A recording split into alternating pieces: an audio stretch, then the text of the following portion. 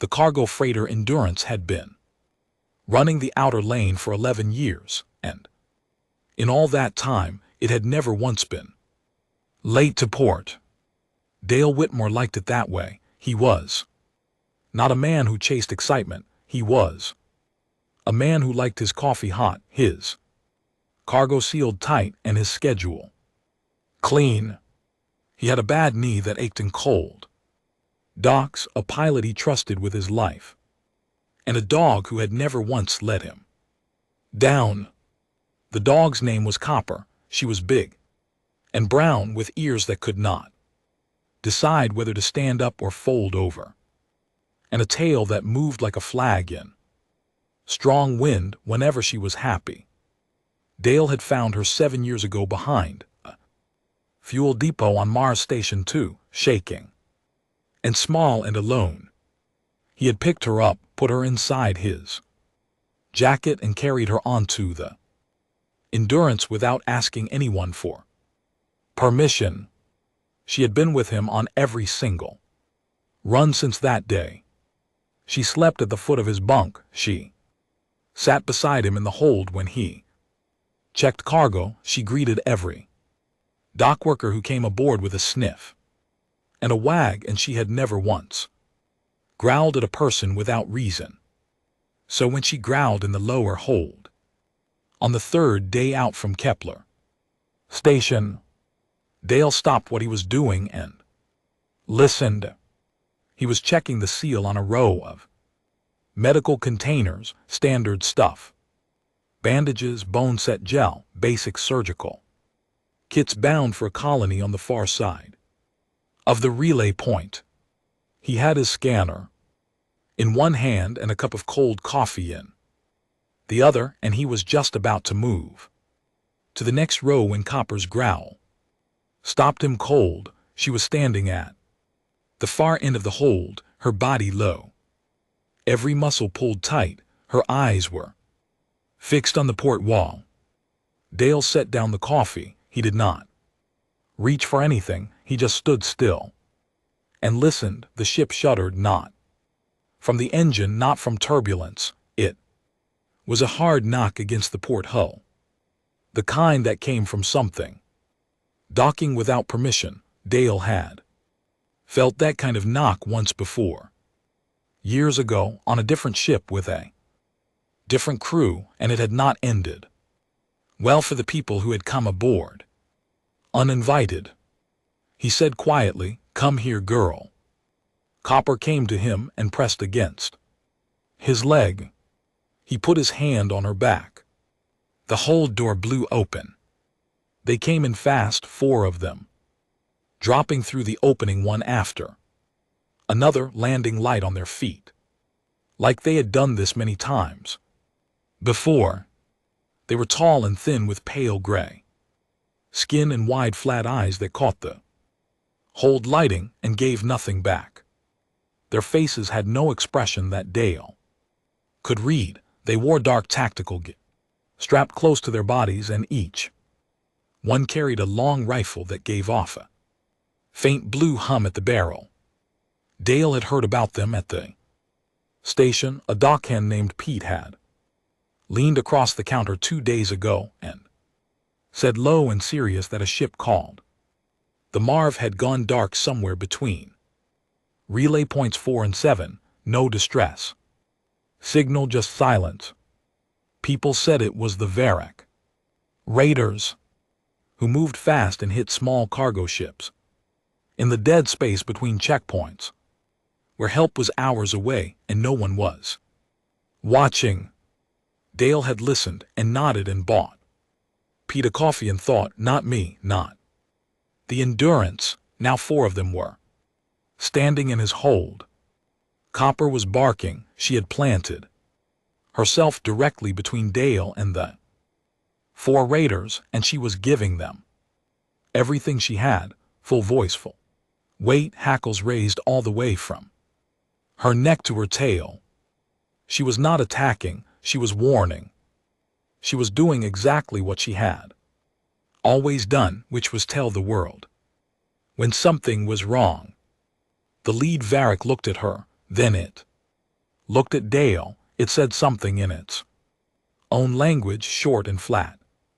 Then in galactic common that was rough around the edges but clear enough. It said, "Sit, be quiet, we take cargo, you stay alive." Dale raised both hands slowly. "All right," he said, "just let me settle the dog." He crouched beside Copper and put both hands on her. He breathed slow and steady, the way she needed, the way they had practiced without ever meaning to practice it, just from years of being together. She kept growling, but the bark stopped. She was shaking under his hands, not from fear but from the effort of holding herself back. "Good girl," he said very quietly. "Stay with me."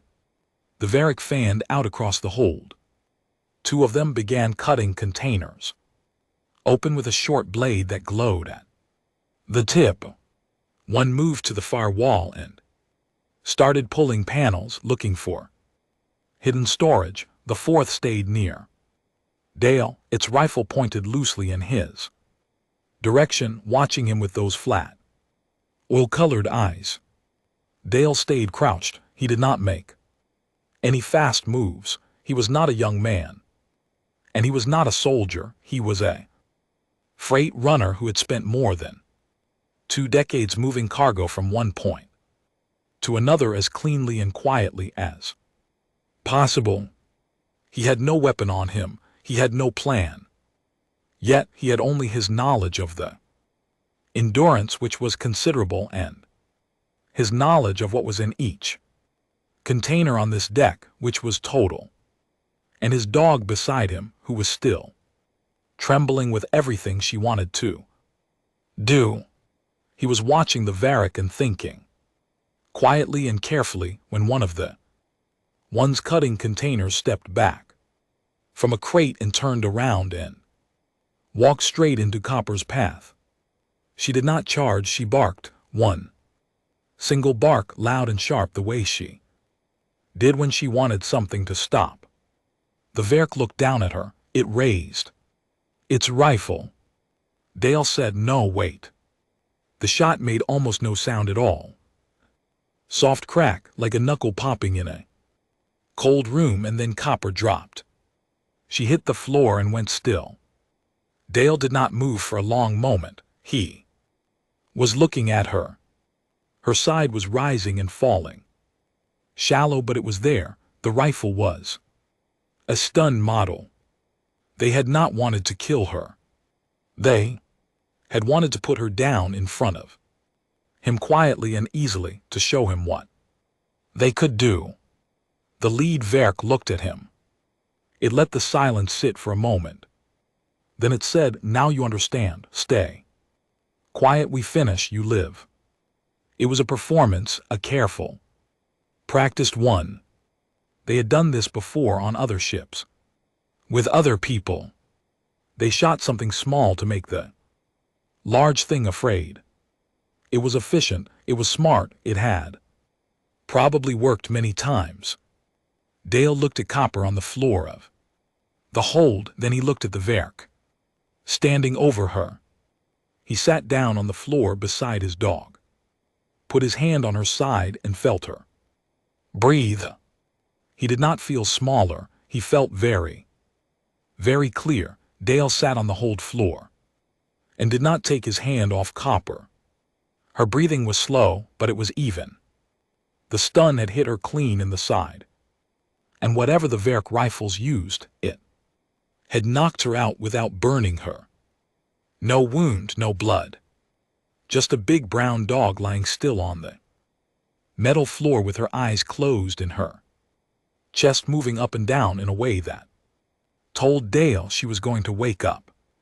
He kept his face blank. He was good at that. 22 years of dealing with dock inspectors and difficult buyers and cargo disputes had taught him to keep his face like a flat wall when he needed to. The Varric were watching him, and what they saw was a frightened old freight runner sitting quietly on the floor beside his unconscious dog. That was what he wanted them to see. What was actually happening inside Dale Whitmore's head was something else. Entirely. He was going through the hold. Not physically, in his mind. He knew this deck the way a musician knows a song, not by thinking about it, but by feel. He had walked it so many times in so many conditions that it lived in him. Like memory. He knew where every container sat, what was in each one, how it was sealed, and what it weighed. He knew which wall panels were loose and which were welded tight. He knew where the emergency systems were, because he had checked them at the start of every run for 11 years without fail. Because that was the kind of man he was.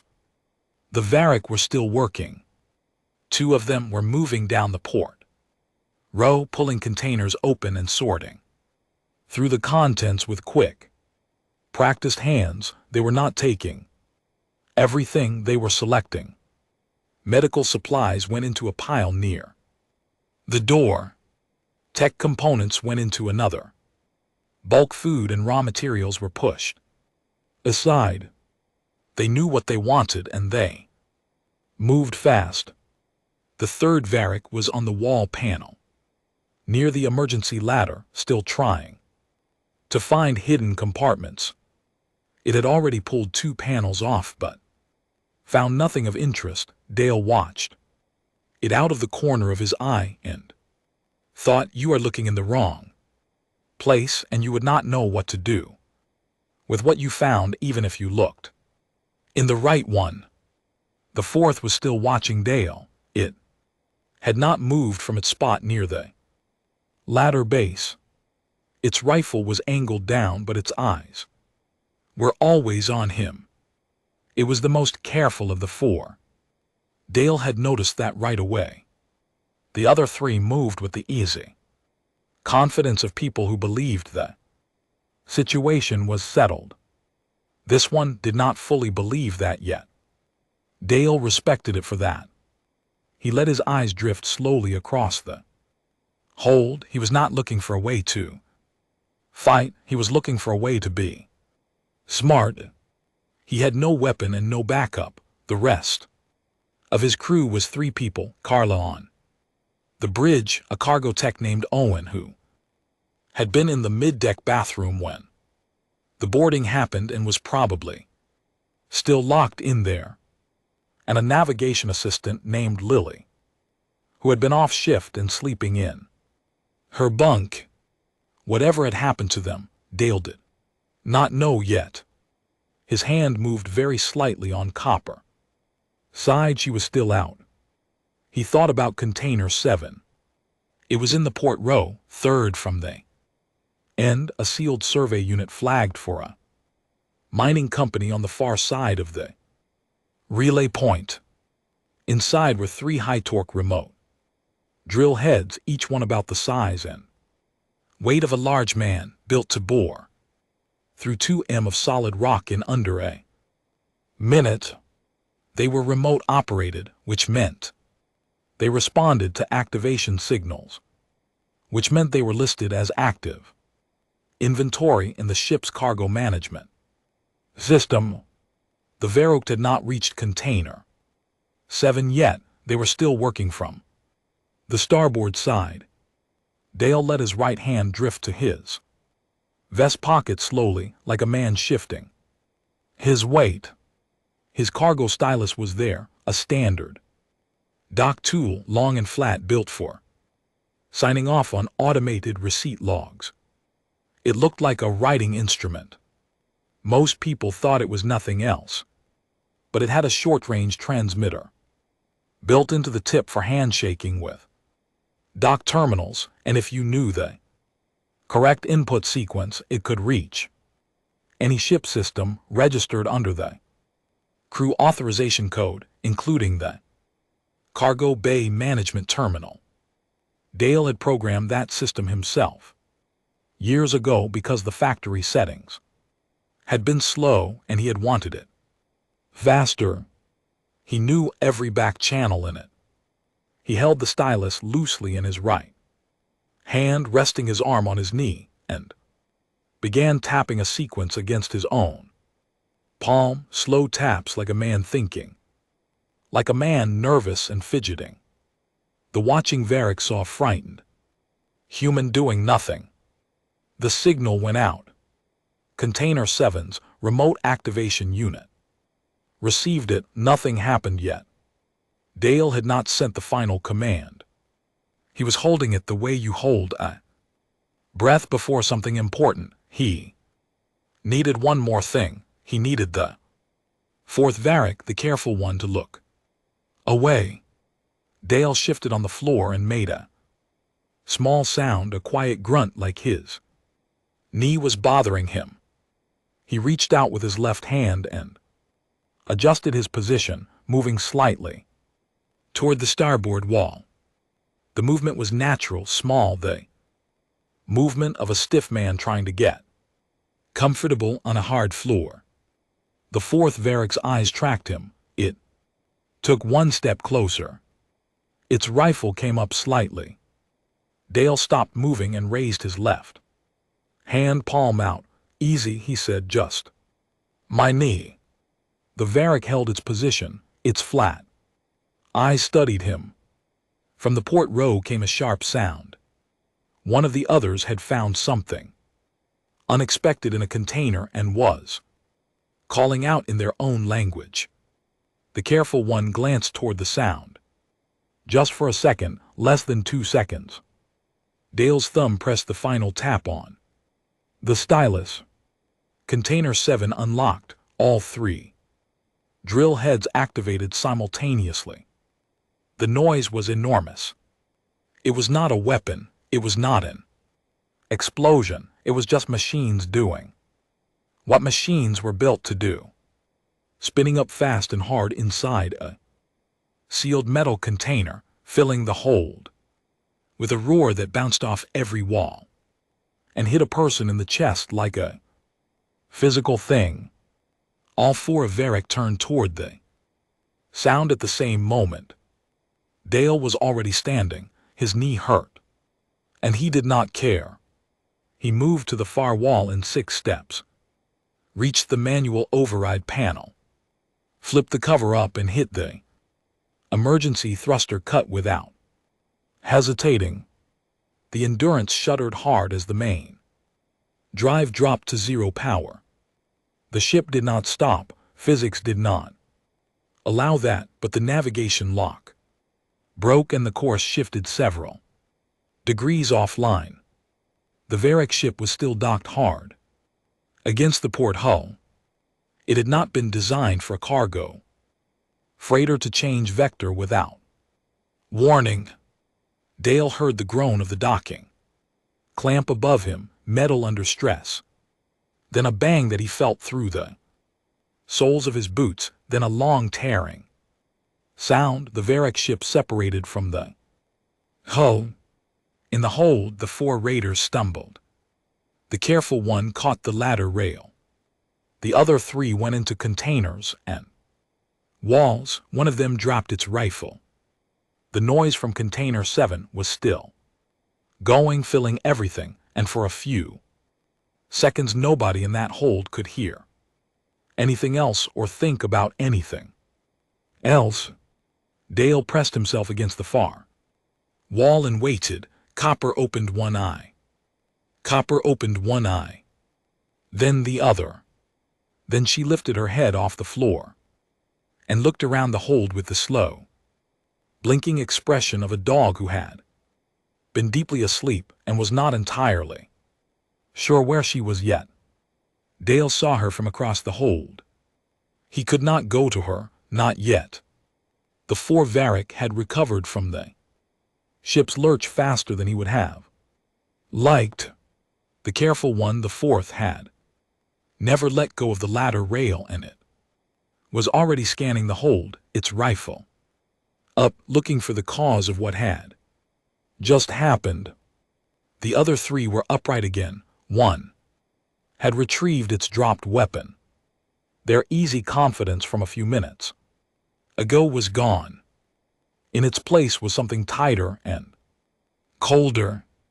They had not expected this. Dale stayed pressed against the far wall, near the override panel, watching them, and thinking. The container 7 drill heads were still running. The activation would hold until the power draw tripped the cargo system safety cutoff, which would take another 2 or 3 minutes. The noise was still enormous. It filled the hold and bounced off every surface, and made it hard to hear anything else. That worked in his favor and against him. The fourth Varric spotted him. It moved fast, crossing the hold in long strides, and it grabbed Dale by the front of his vest and pushed him hard against the wall. Its face was very close to his. Up close, Dale could see that its wide, flat eyes had small rings of darker color in them, like rings in old wood. It said something in its own language, sharp and short. Then in common, "What did you do?" Not a question, a demand. Dale said, "I do not know what you mean." The Varric pushed him harder against the wall. The back of his head hit the panel. It held its rifle up between them, not pointed at him, but present. A reminder. His heart was going fast, but his face was not telling anyone that. From the floor, Copper growled. It was a low sound, barely audible under the noise of the drill heads, but the Varric heard it. Its flat eyes dropped for half a second to where Copper was pulling herself upright on the floor, still shaky from the stun, her legs not entirely sure of themselves yet. She found her footing. She stood. She looked at the Varric holding Dale against the wall, and the growl got a little louder. The Varric looked at her, then back at Dale.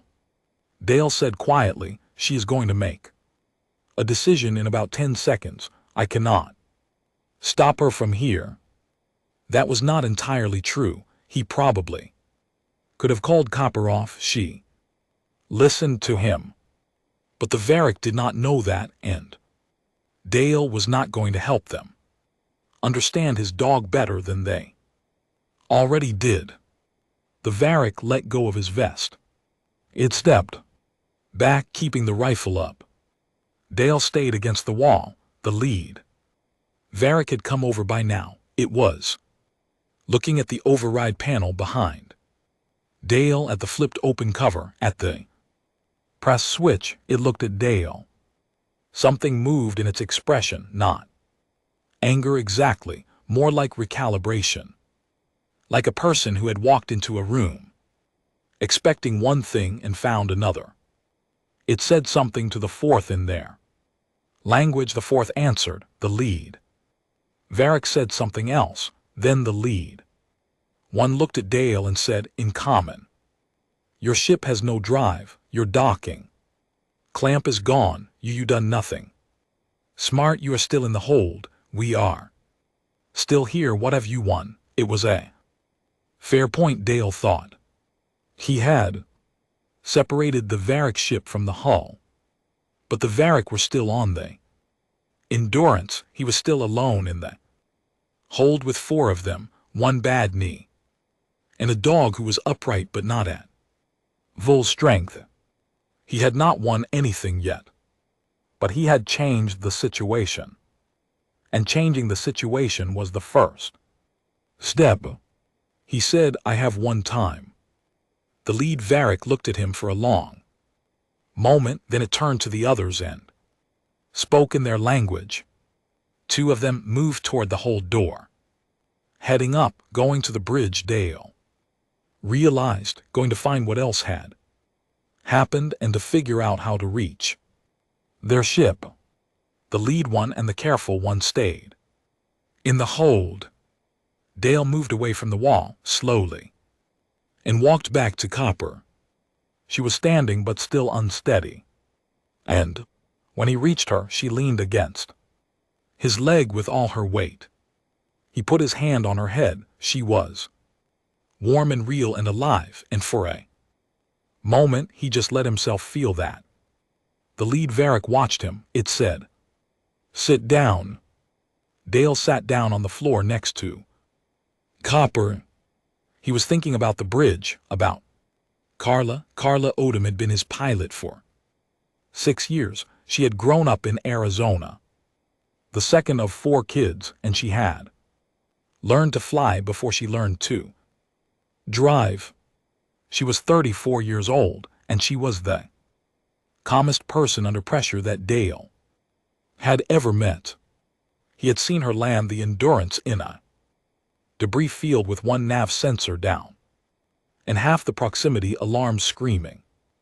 And she had done it with the same expression she wore when she was eating breakfast.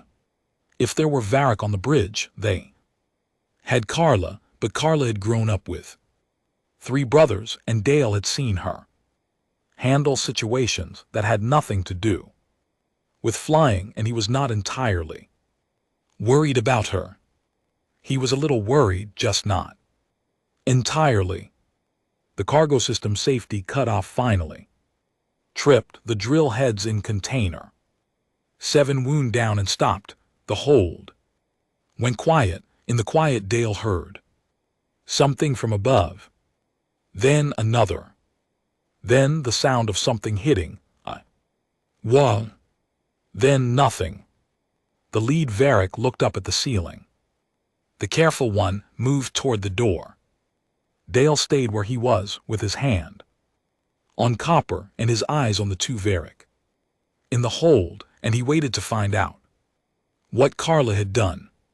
Carla Odom had been on the floor of the bridge for 20 minutes with her wrists zip-tied and her cheek pressed against the cold metal, and she had spent every single one of those 20 minutes thinking. The Varric had taken the bridge fast. 2 of them had come up the 4-access ladder while the boarding was still happening below, and they had been through the door before Carla had time to do more than stand up from the pilot's seat. One of them had knocked her down with a shove that was not meant to hurt her, just move her, and they had tied her wrists and left her on the floor like a piece of luggage they would deal with later. She had not fought back in that moment, because fighting back in that moment would have been stupid. They had rifles, and she had nothing. And the best thing she could do was look small and quiet, and let them think she was handled.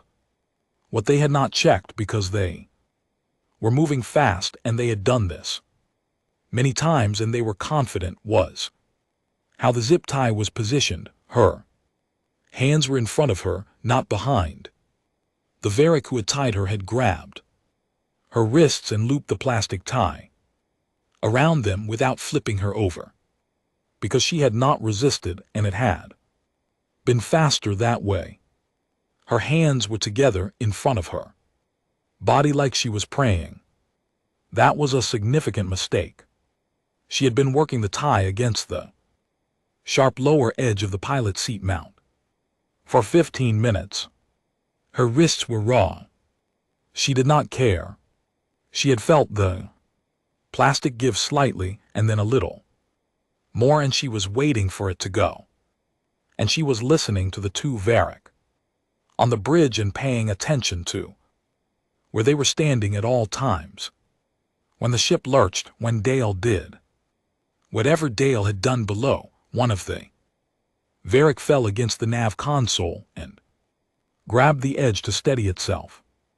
The other one stumbled sideways and caught the back of the co-pilot chair. The seat mount edge bit through the tie. Carla stood up in one movement. Her body just did it the same way it handled emergency landings, from muscle memory and years of practice and the particular gift she had for not freezing when things got loud. The nearer Varric was still holding the nav console edge when she hit it with her elbow. She aimed for the side of the neck, because her older brother Danny had once told her years ago in the backyard in Arizona that if you could not win a fight with size, you had to win it with placement. She was not big, she was precise. The Varric made a short strangled sound and went down. The second one turned from the co-pilot chair and reached for its rifle, which was slung across its back. It had not been holding it in hand because it had been relaxed, managing instruments, not managing a threat. That extra second was all Carla needed. She moved in before the rifle came up and grabbed the barrel with both hands and used it like a lever, twisting hard. She couldn't fire it, she didn't know the trigger mechanism or the safety system. She did not try to fire it. She used it the way Danny had also taught her to use a broomstick, which was as a club, and aim for something that will make a person stop wanting to be upright. 2 strikes, the second Varric folded.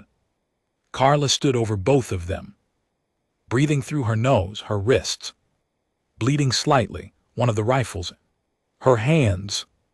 She looked at the 2 figures on the floor. They were breathing. She had not killed anyone. She was not sure she could have brought herself to, and she was glad the question did not need an answer. She sat down in the pilot's seat and opened the comm.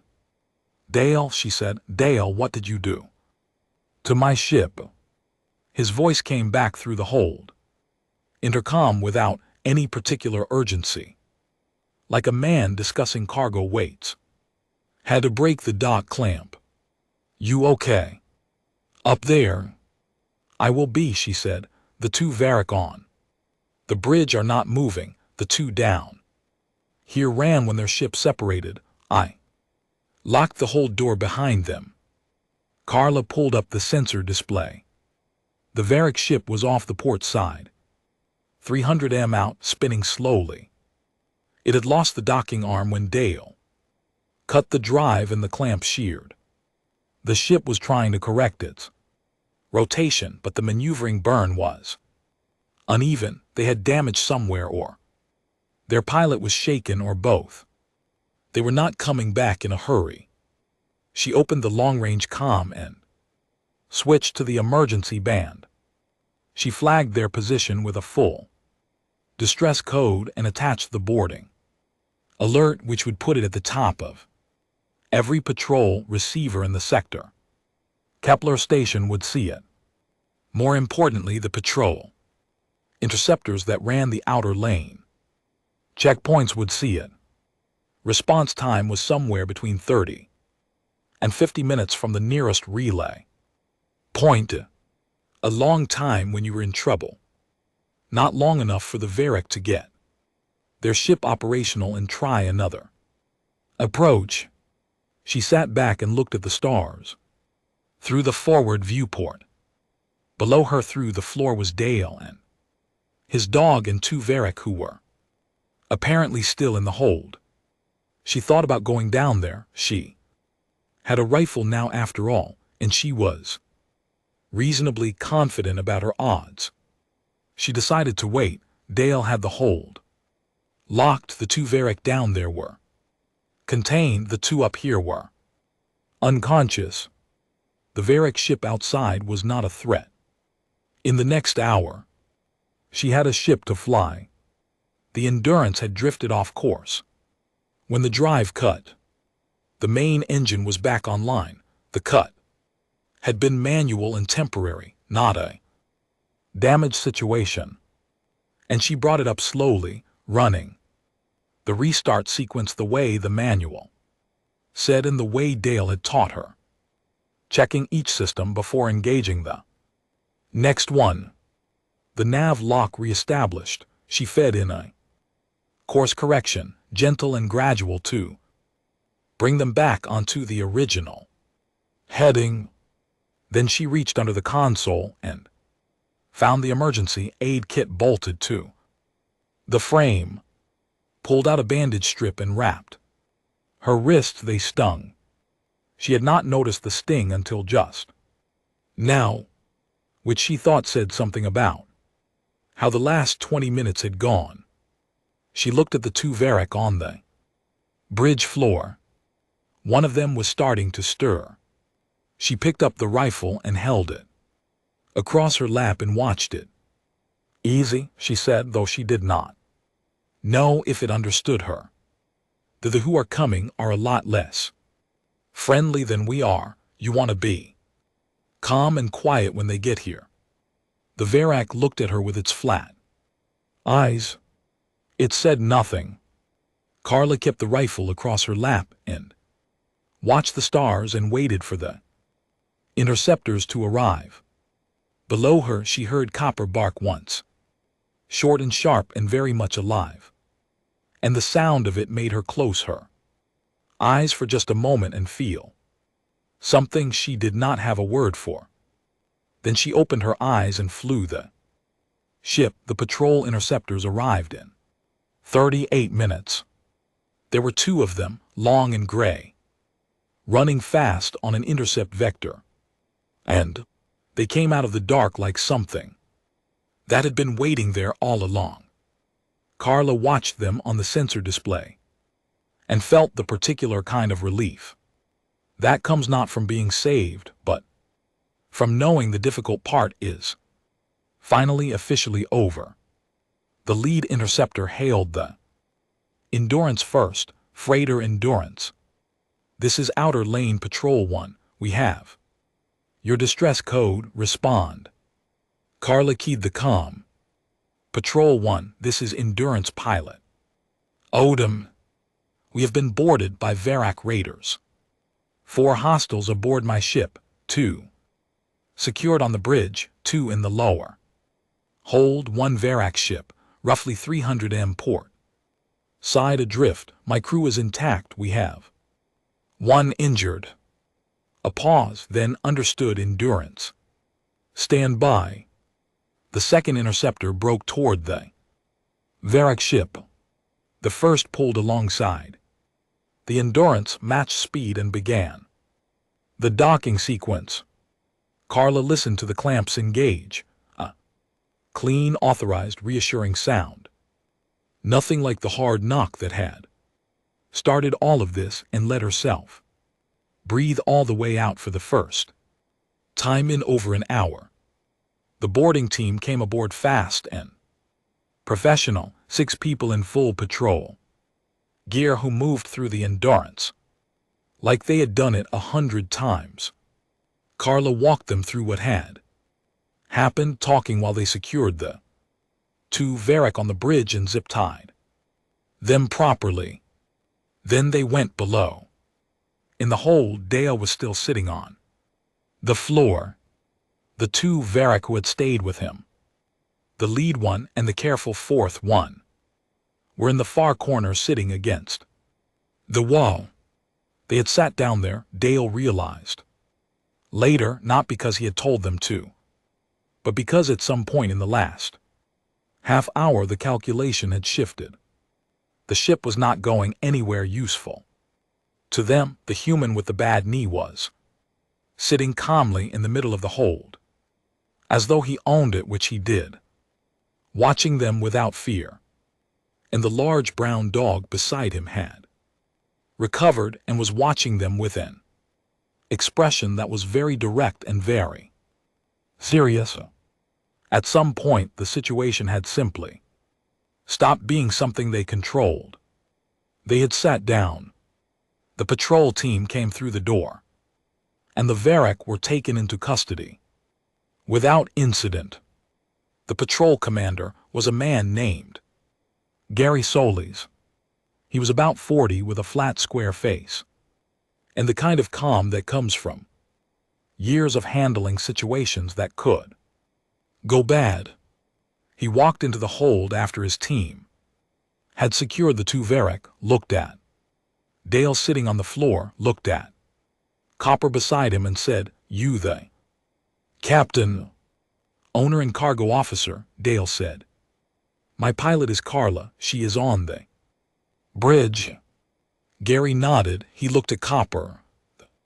Dog okay. She got hit with a stun shot early on. Dale said she is fine now. Gary looked at her for a moment. Copper looked back at him with her steady brown eyes, then glanced at Dale as if checking whether this person was acceptable, then wagged her tail once. Glad to hear it, Gary said. He took Dale's statement right there in the hold, recording it on a small device, asking clear and specific questions. What time did the boarding happen? How many hostiles? What did they take? What did Dale do to separate the Verk ship? What was the condition of the cargo? When Dale described the part with the cargo stylus and the drill heads, Gary stopped writing and looked at him. Dale described the thruster cut and the clamp shear. Gary looked at him for a few more seconds, then he said, "You are a freight runner for 22 years, Dale said, and you broke a Verk boarding with a writing tool and a drill activation code. I also used the manual override panel. I want to be accurate." Gary wrote something in his notes. Then he looked up and said, "The Verk captain, the one on their ship, is already in custody. His crew are not in good shape. When your ship changed vector and the clamp sheared, 2 of them took hard falls, nothing fatal, but they are not comfortable." Dale said nothing to that. Gary said, "The lead Verk who was in this hold, he says you did not seem afraid." "I was afraid," Dale said. "I just did not let it be the biggest thing in the room." Gary looked at him steadily, then he wrote something else in his notes and did not comment further on it. Owen, the cargo tech, had been in the mid-deck bathroom the entire time, which was unfortunate and also fortunate. He had heard the boarding and had the sense not to come out. He had been sitting on the floor behind a locked door for over an hour when the patrol team knocked and told him it was over. He came out looking pale and shaken, and Carla gave him a cup of hot coffee and told him he had done exactly the right thing, which was true. Lily, the navigation assistant, had slept through the entire incident. Her bunk was in the after compartment behind a pressure door that muffled sound, and she had a quality of sleep that Dale had always quietly envied. She woke up to find 2 interceptors docked alongside the ship and 4 Verk in restraints and her colleagues giving statements, and she stood in the mid-deck corridor with her hair loose and her eyes wide and said, "What did I miss?" Carla told her. Lily listened. Then she looked at Dale and said, "Because of Copper." Dale said, "Because of what they thought shooting Copper would do." Lily thought about that, then she nodded like something had been confirmed. For her, the Verk ship was impounded by the 2nd Interceptor and towed toward Kepler Station. The crew of 6 would face charges under the Outer Lane Treaty, which covered piracy, unlawful boarding, theft of cargo, and assault of registered crew members. Gary told Dale the charges would be significant. Dale thanked him and did not think about the Verk very much.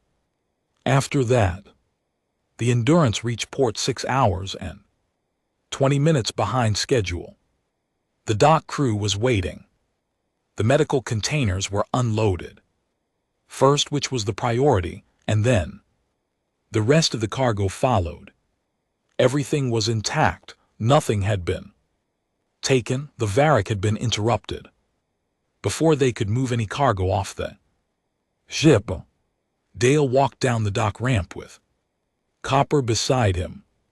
She was at full strength now. Her stride was easy and her tail was moving, and she pressed against his left side the way she always did when they were in a new place. Not from fear, but from habit. He walked and she walked in. The dock spread out around them, loud and busy and smelling of fuel and metal and cold air. A dock supervisor named Pete, the same one who had told Dale about the Murrith going silent 2 days ago, was waiting at the bottom of the ramp with a tablet.